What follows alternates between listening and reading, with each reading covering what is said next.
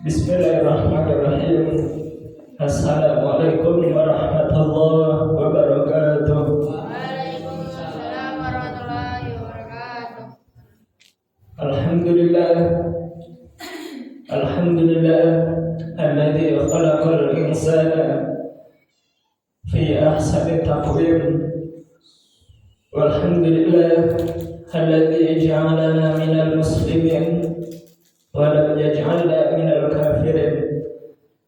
Ashhadu an la ilaha illallah wahdahu la syarika lah wa ashhadu anna Muhammadan 'abduhu wa rasuluhu la nabiyya ba'dahu. Allahumma rabbana zidna ilmana warzuqna fahma. Allahumma inna nas'aluka ilman nafi'an wa rizqan thayyiban wa 'amalan mutaqabbalan. Subhanaka la ilma lana illa ma 'allamtana innaka antal alimul hakim. Bapak Ibu hadirin rahimakumullah, alhamdulillah kita bersyukur kepada Allah hingga detik ini kita masih bisa bersyukur kepada Allah Subhanahu wa taala.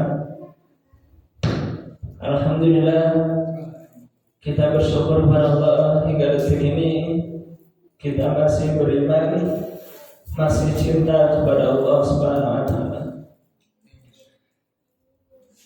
Manusia diciptakan ini bukan untuk dunia, tapi manusia diciptakan adalah untuk akhirat. Kita diciptakan ini bukan untuk kehidupan dunia, tapi kita diciptakan oleh Allah untuk kehidupan akhirat. Sehingga kita hidup di dunia ini tidak lama, karena memang kita diciptakan ini bukan untuk dunia. Ada yang orang itu siaga, ya baru lahir meninggal. Ada yang masih di kandungan, keguguran meninggal. Ada yang baru selesai kuliah meninggal. Ada yang baru selesai SMA meninggal. Kita hidup di dunia ini sebentar saja. Ini menandakan bahwasanya manusia ini Allah ciptakan bukan untuk kehidupan dunia, tapi manusia ini diciptakan oleh Allah untuk kehidupan akhirat. Maka orang-orang yang cerdas adalah orang-orang yang dia menyiapkan bekal untuk kehidupan akhirat, karena dia sadar bahwasanya hidup di dunia ini tidak selama-lamanya. Orang yang baik pada akhirnya meninggal. Para nabi, para rasul, para siddiqin, orang-orang saleh, pada akhirnya mereka meninggal. Karena memang kehidupan kita ini bukan untuk kehidupan dunia.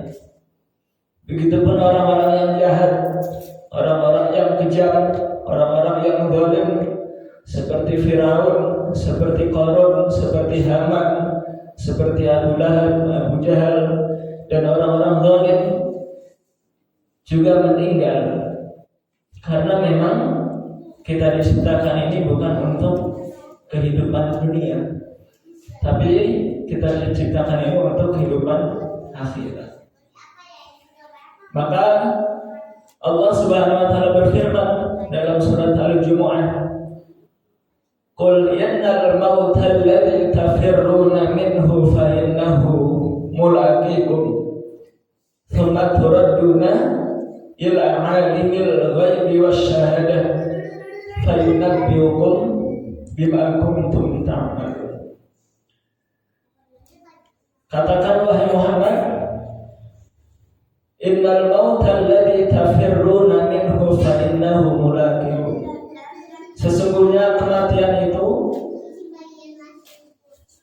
di mana kalian lari dari kematian, fa innahu mulaqikum, maka kematian itu pasti akan menjumpai kalian. Karena apa? Karena memang kehidupan kita ini bukan untuk dunia, tapi kehidupan kita untuk akhirat.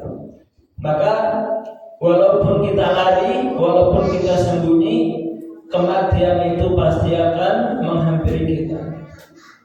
Qul innal mauta alladzi tafirruna minhu fa innahu mulaqikum. Tsumma turadduna ila alimil ghaibi wasyahadah. Kemudian kalian akan dikembalikan kepada Zat yang Maha mengetahui. Zat yang Maha mengetahui yang gaib dan yang nampak, yaitu Allah Subhanahu wa taala.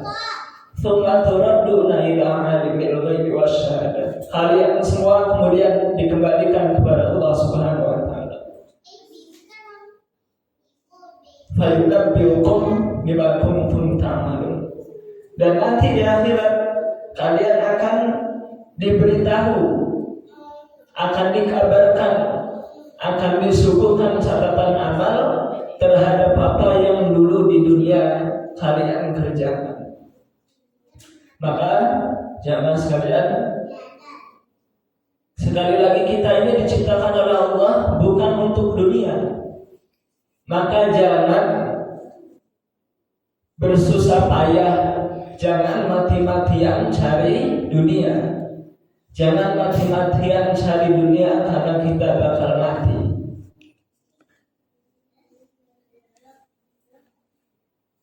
Kita semua akan dikembalikan kepada Allah Subhanahu wa taala.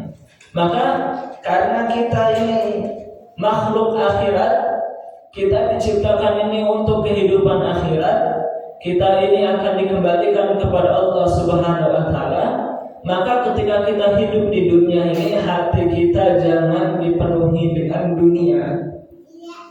Hati kita jangan dipenuhi dengan cinta dunia, tapi hati kita harus dipenuhi yaitu dengan kebesaran Allah Subhanahu wa taala. Di hati kita harus ada hanya Allah Subhanahu wa taala. Ini penting.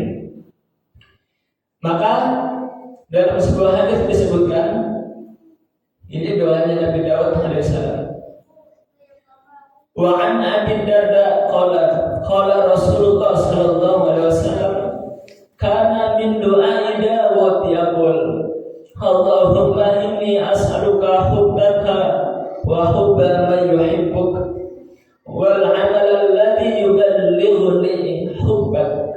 Allahumma ij'al hubbaka ahabba ilayya min nafsi wa ahli wa min al-ma'il barid.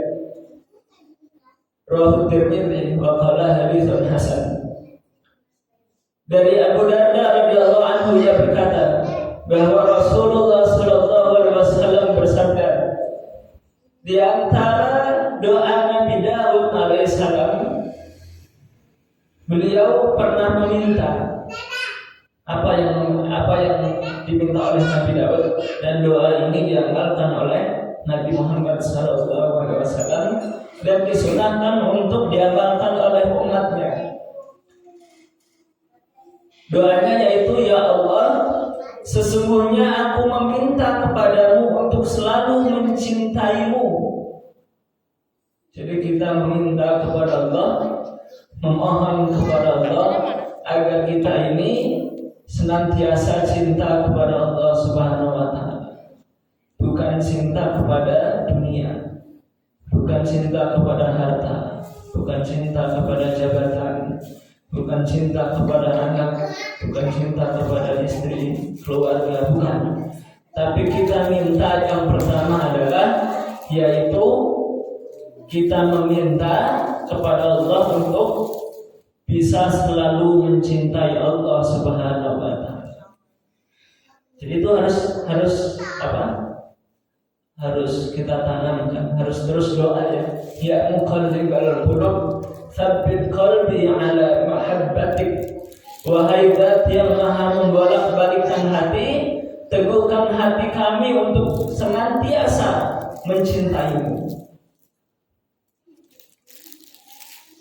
Nah, ketika seseorang sudah berdoa seperti itu, sehingga hatinya hanya ada Allah Subhanahu wa taala, maka qalbi ghairullah. Tidak ada di dalam hatiku, tidak ada satupun, tidak ada sesuatu apapun di dalam hatiku kecuali Allah Subhanahu wa taala.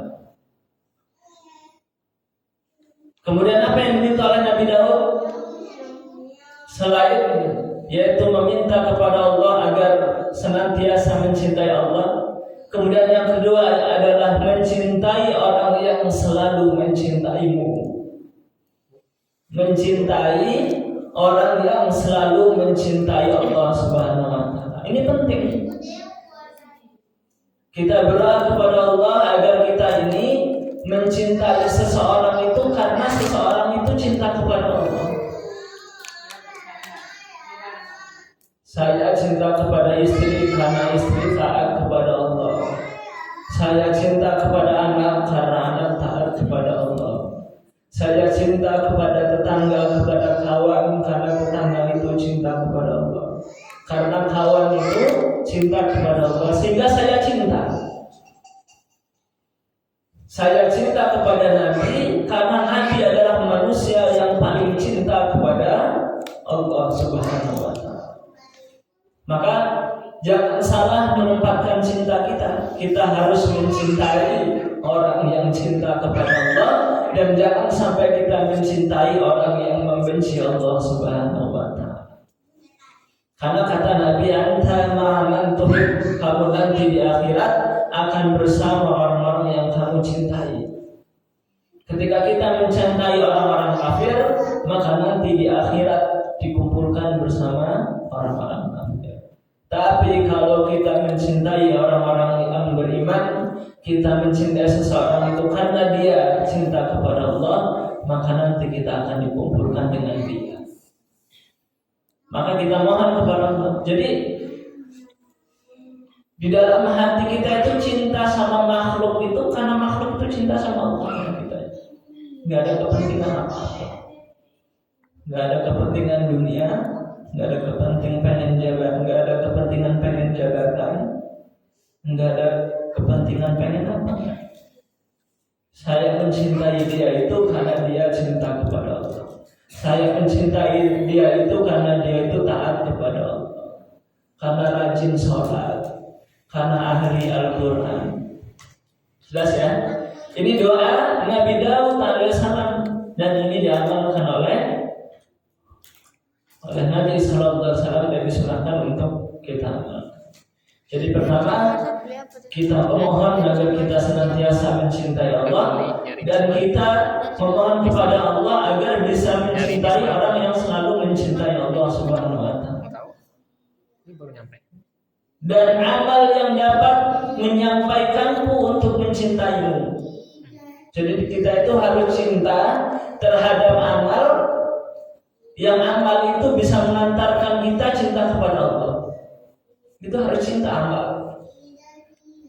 Amal apa kira-kira yang bisa mengantarkan kita cinta kepada Allah? Ya, sholat ya. Jadi sama sholat itu kita harus cinta, karena dengan sholat itu nanti akan mengantarkan cinta kepada Allah. Jadi setiap amal yang bisa mengantarkan kita bisa cinta kepada Allah, maka harus kita cintai amal itu. Amal apa? Amal membaca Al-Quran. Orang-orang yang membaca Al-Quran itu kata Nabi adalah ahlullah, keluarga Allah Subhanahu wa taala. Ahli Al-Quran itu adalah ahlullah, keluarga Allah. Kalau keluarga Allah berarti sangat dekat dengan Allah Subhanahu wa taala. Maka membaca Al-Quran itu kita harus cinta. Kita sedekah, itu adalah amal yang bisa mengantarkan cinta kepada Allah. Maka sedekah kita harus cinta. Hadir di majelis ilmu adalah amal yang bisa mengantarkan cinta kepada Allah Subhanahu wa taala. Sehingga kita harus cinta dengan amal itu. Jelas ya?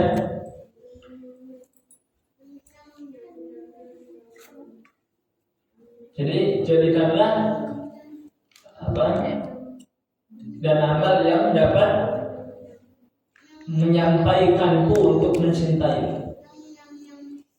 Salat tahajud, zikir setelah salat, berdoa dan seterusnya. Itu adalah amal-amal yang bisa menyampaikan untuk mencintai Allah Subhanahu wa taala. Ya Allah, jadikanlah cinta kepadamu melebihi cintaku terhadap diriku sendiri. Jadi cinta kepada Allah itu harus lebih daripada ketimbang kita mencintai diri kita sendiri. Sehingga orang-orang saleh dulu, Nabi Zakaria digergaji tubuhnya sehingga terbelah menjadi dua. Beliau tidak cinta dengan dirinya, karena yang diutamakan adalah cinta kepada Allah Subhanahu wa taala. Rela dirinya dipenggal, rela dirinya digantung, rela dirinya dibunuh, disakiti. Yang penting Allah Subhanahu wa taala tidak meninggalkan dirinya. Jelas ya? Maka Allah itu harus lebih dicintai daripada diri sendiri. Nah, ini harus diminta kepada Allah agar kita itu bisa mencintai Allah lebih daripada mencintai diri kita sendiri. Dan mencintai Allah lebih daripada cinta terhadap keluarga. Ini memohon kepada Allah. Dan air yang dingin, air ini sumber kehidupan.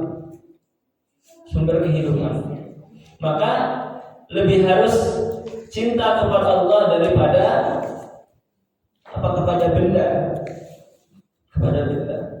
Nah, ketika seseorang cintanya kepada Allah itu sudah dahsyat, maka inilah iman yang benar. Allah Subhanahu wa taala berfirman, "Walladzina amanu asyaddu hubban lillah." Dan Allah dan orang-orang yang beriman itu cintanya sangat tinggi. Cintanya sangat luar biasa kepada Allah Subhanahu wa taala. Maka orang-orang yang beriman ini hatinya harus dipenuhi dengan cinta kepada Allah Subhanahu wa taala. Jadi di dalam hati kita ini jangan ada siapa-siapa.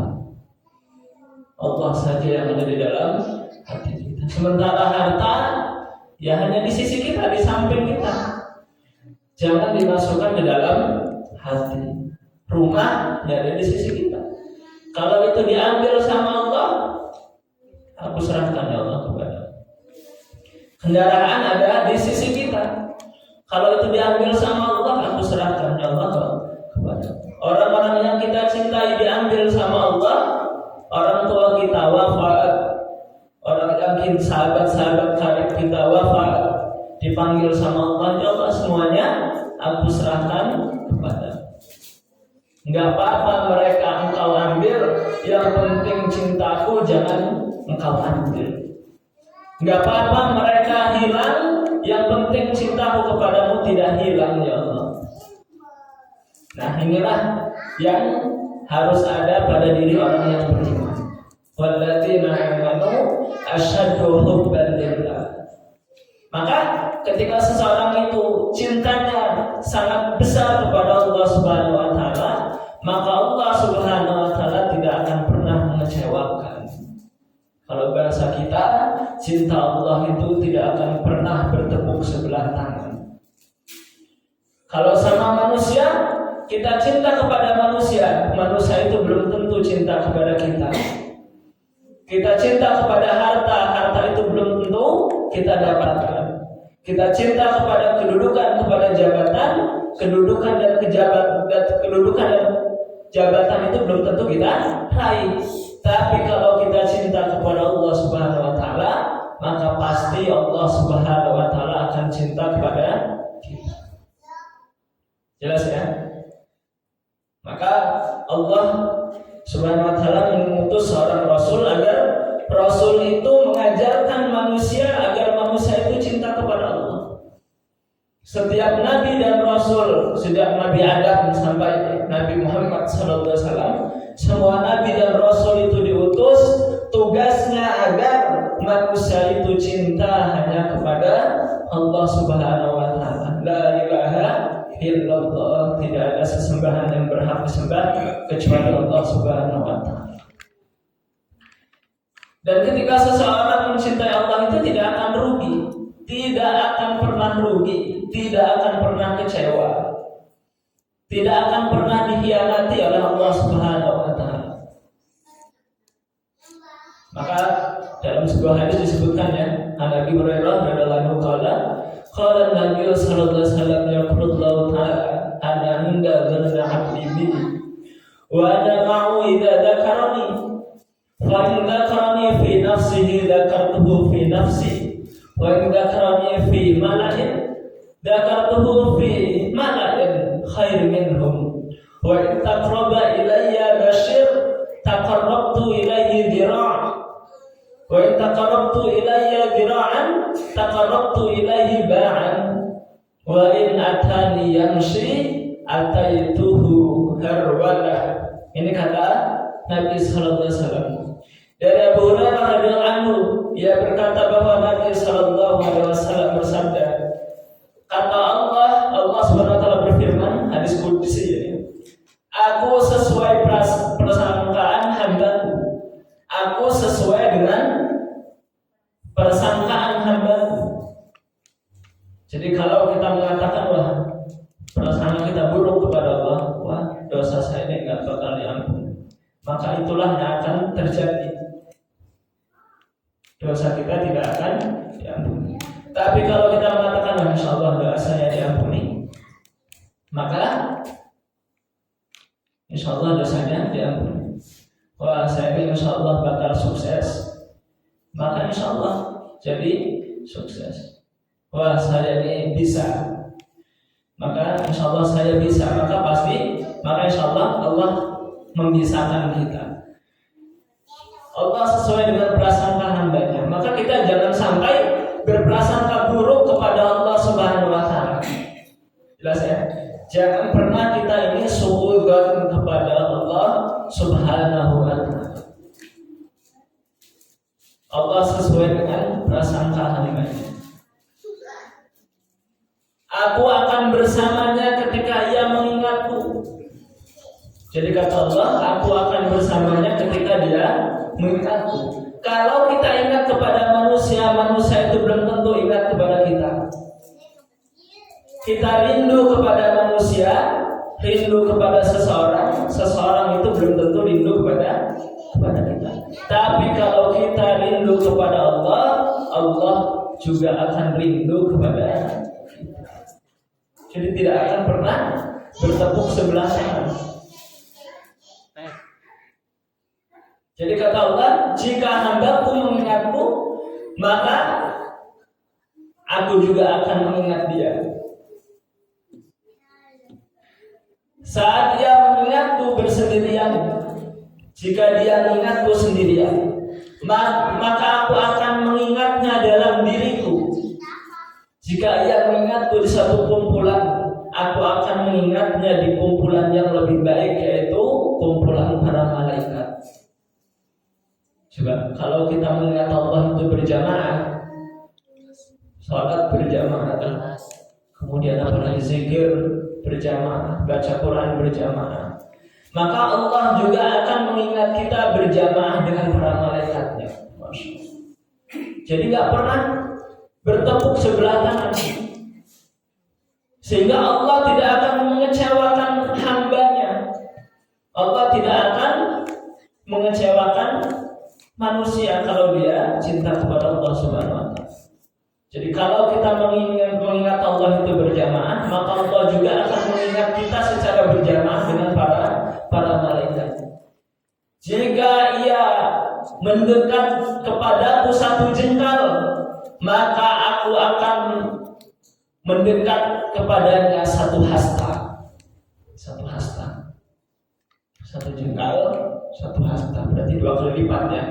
Kalau kita mendekat kepada Allah satu jengkal, maka Allah akan mendekat kepada kita satu hasta. Maknanya apa? Kalau kita cinta kepada Allah itu satu, Allah akan memberi cintanya kepada kita 2. Kalau kita memberi cinta kepada Allah itu 2, Allah akan memberi cinta kepada kita 4. Kalau kita cinta kepada Allah itu 100, maka Allah akan cinta kepada kita 200 dan seterusnya. Semakin kita cinta kepada Allah, maka Allah juga akan terus semakin cinta kepada kita. Jadi Allah itu maha luar biasa cintanya. Jika engkau mendekat kepadaku 1 jengkal, maka aku mendekat kepadanya 1 hasta. Jika engkau mendekat kepadaku 1 hasta, maka aku akan mendekat kepadanya 1 depan. Lebih luas lagi. Jika engkau mendekat kepadaku, kata Allah, sambil berjalan, maka aku akan mendekat kepadanya sambil berlari. Ini peribahasa ya, jangan Allah harikan begitu. Maknanya, ketika kita mencintai Allah Subhanahu wa taala, Allah akan jauh lebih cinta kepada kita. Tapi kalau kepada makhluk belum tentu. Kita cinta kepada dia, sayang, datang ke rumahnya udah bawa buah-buahan, udah dikasih baju, udah apalah pokoknya banyak itu trik mendekati dia supaya cinta kepada kita. Ujung-ujungnya, maaf ya mas, kita temenan aja, nggak usah. Sakit. Maaf ya mas, kita sahabatan saja.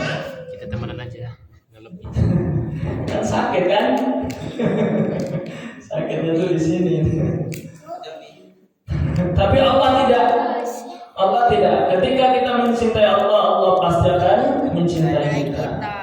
Maka jangan sampai kita tidak mencintai Allah Subhanahu wa taala.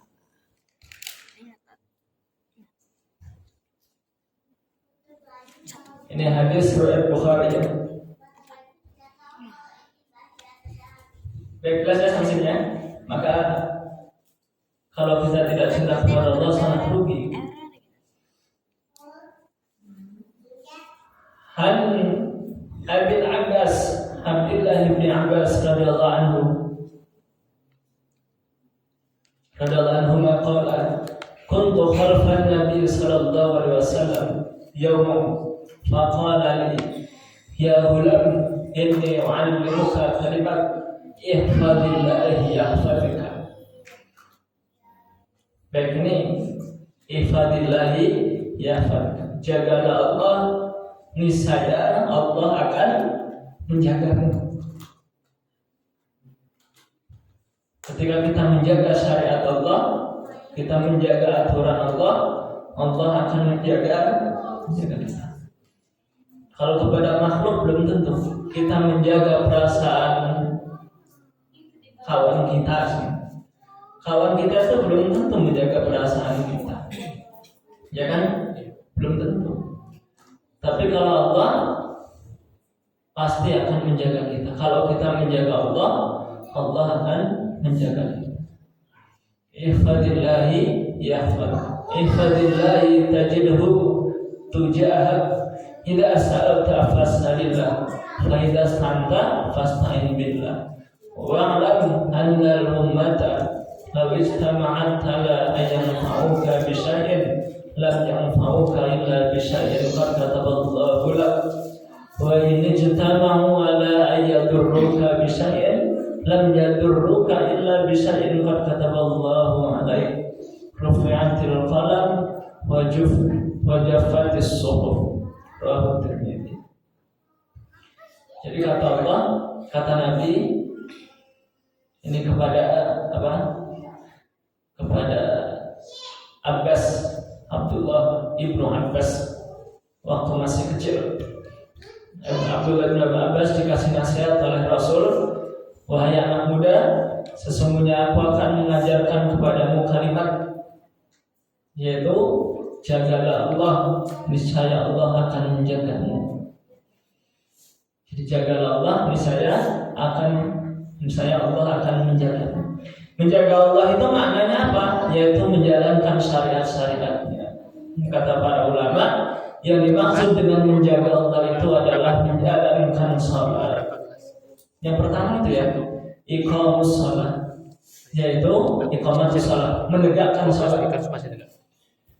Jadi kalau kita itu menegakkan salat 5 waktunya kita tegakkan, maknanya kita menjaga Allah Subhanahu wa taala. Kalau kita sudah menjaga Allah, maka Allah pasti akan menjaga kita. Kemudian yang kedua, makna menjaga Allah ini adalah menjaga bersuci. Baik itu suci zahir kita ataupun suci batin kita. Suci dari hadas ataupun dari penyakit hati.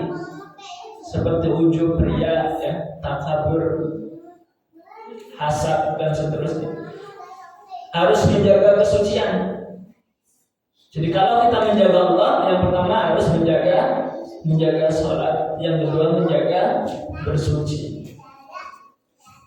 Karena sholat juga kan harus bersuci, harus jaga kesucian. Kemudian yang ketiga adalah menjaga perut dari makan makanan yang haram.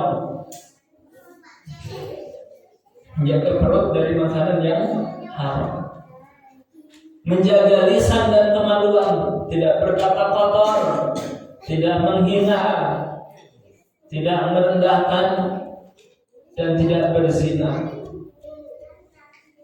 Kemudian yang kelima, kata para ulama, yang disebut dengan menjaga Allah adalah ketika seorang belajar ilmu agama, sehingga dia bisa menjalankan ibadah dan muamalah dengan baik sesuai dengan Allah, sesuai dengan apa yang Allah mau, dan sesuai dengan apa yang dituntunkan oleh Nabi Muhammad SAW.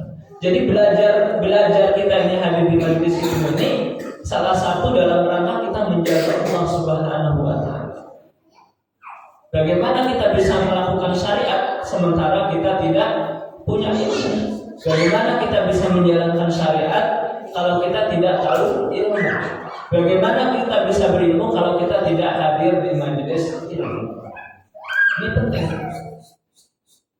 Maka ketika Allah itu dijaga, syariatnya dijalankan, yang haram ditinggalkan, maka insya Allah Allah juga akan menjamin kehidupan kita.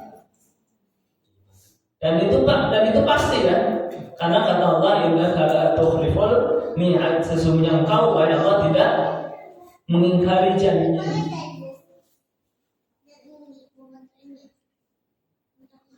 Kita jaga Allah, maka Allah juga akan menjaga kita. Coba bagaimana Allah menjaga kita? Para ulama menjelaskan yang disebut dengan ihfadillah, jaga Allah, tadi sudah ya. Yahfadka, Allah akan menjagamu. Allah akan menjaga kita dari apa? Yang pertama kata para ulama, Allah akan menjaga untuk urusan dunianya. Dunianya akan dicukupi oleh Allah Subhanahu wa taala. Akan diberikan penjagaan pada badannya, anaknya, keluarganya, dan hartanya. Jadi kalau kita menjaga Allah, maka Allah juga akan mencukupi urusan dunia kita. Jelas ya? Tapi kalau seseorang itu tidak menjaga Allah, tidak dekat dengan Allah, maka Allah hilang dan dunianya juga akan acak-acak.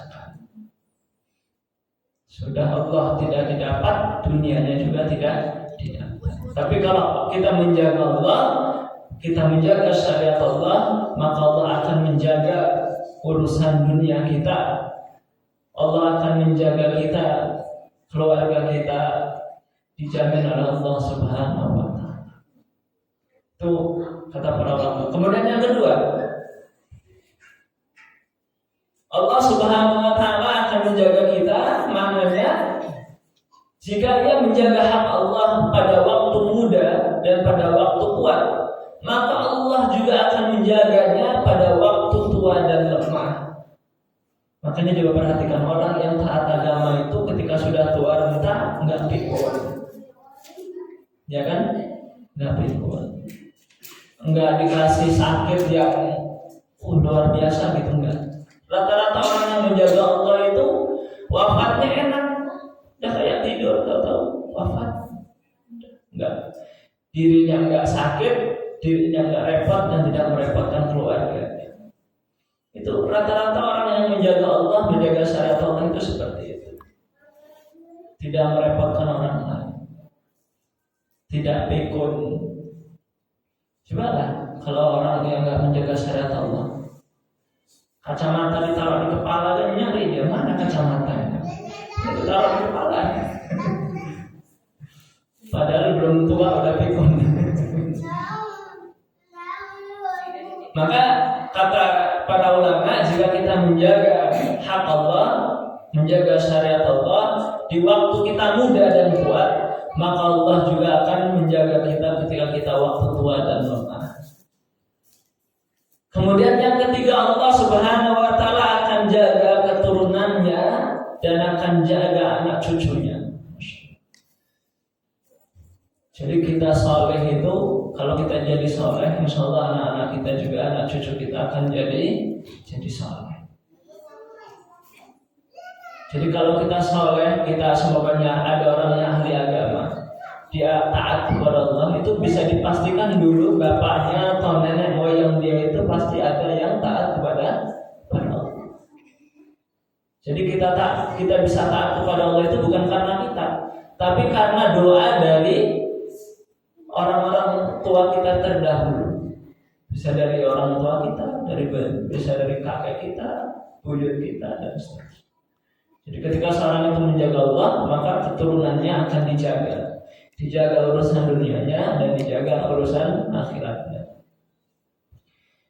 Dan ketika seseorang menjaga Allah Subhanahu wa taala, maka akan dijaga dari gangguan jahat.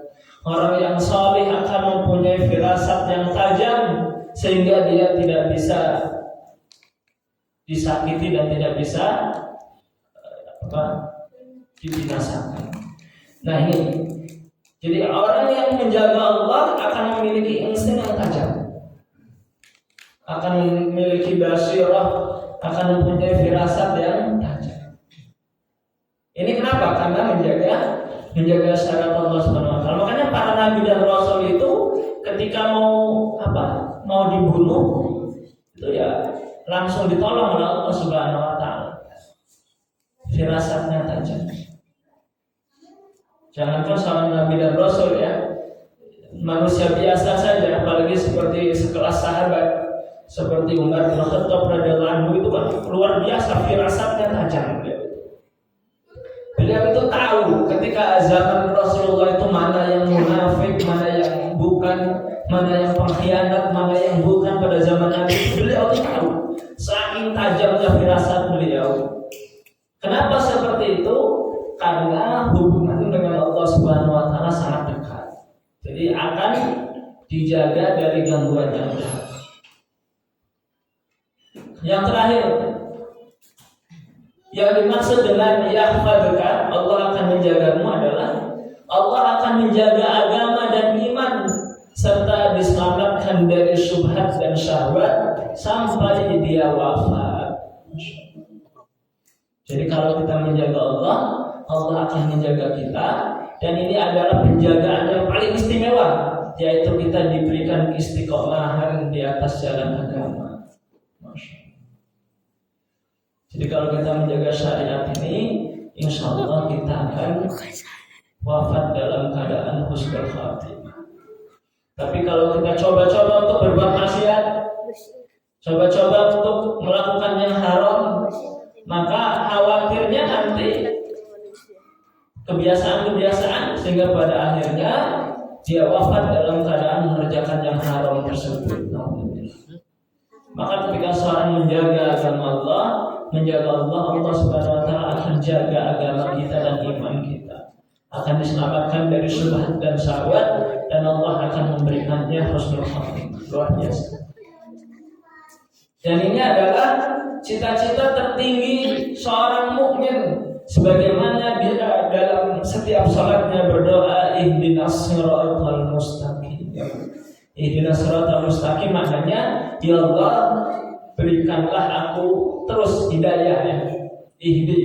Berikan aku terus hidayah, berada di atas jalan yang lurus, siratal mustaqim, ai bima'na dinul Islam. Kita minta kepada Allah agar kita terus menjadi seorang muslim. Maka ihfadillah yahfadka.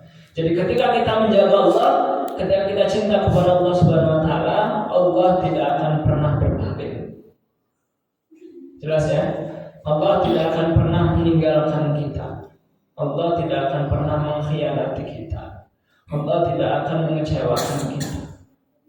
Tadi hadisnya, kalau kita mendekat kepada Allah sambil berjalan, maka Allah akan mendekat kita sambil berlari. Kalau kita mendekat kepada Allah satu jengkal, maka Allah akan mendekat kepada kita satu hasta. Kalau kita mendekat kepada Allah satu hasta, maka Allah akan mendekat kepada kita satu depa. Jadi Allah itu semakin kita cinta kepada Allah, Allah akan semakin cinta kepada kita. Sehingga tadi Allah akan memberikan penjagaan kepada kita. Saudara yang menjaga syariat itu akan dijaga oleh Allah Subhanahu wa taala.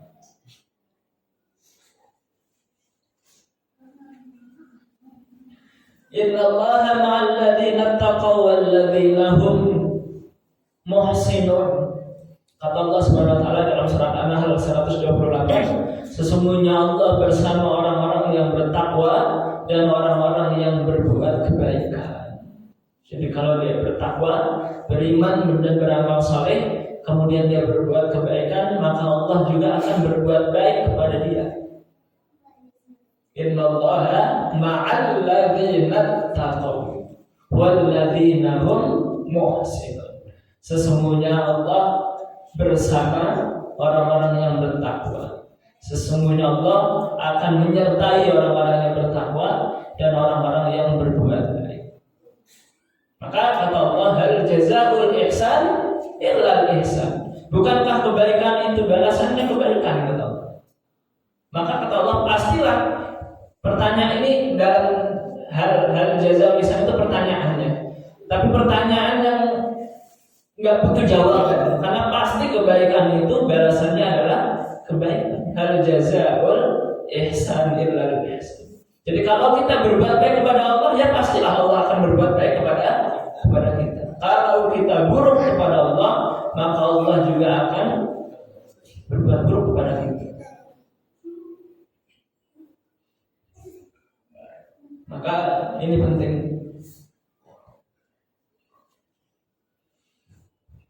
Fanasullah fanasiyahum, surat At-Taubah 67 ya. Mereka telah lupa kepada Allah, maka Allah pun melupakan mereka. Ini bukan berarti Allah lupa ya, bukannya. Ini artinya jangan Allah itu berarti lupa, bukan.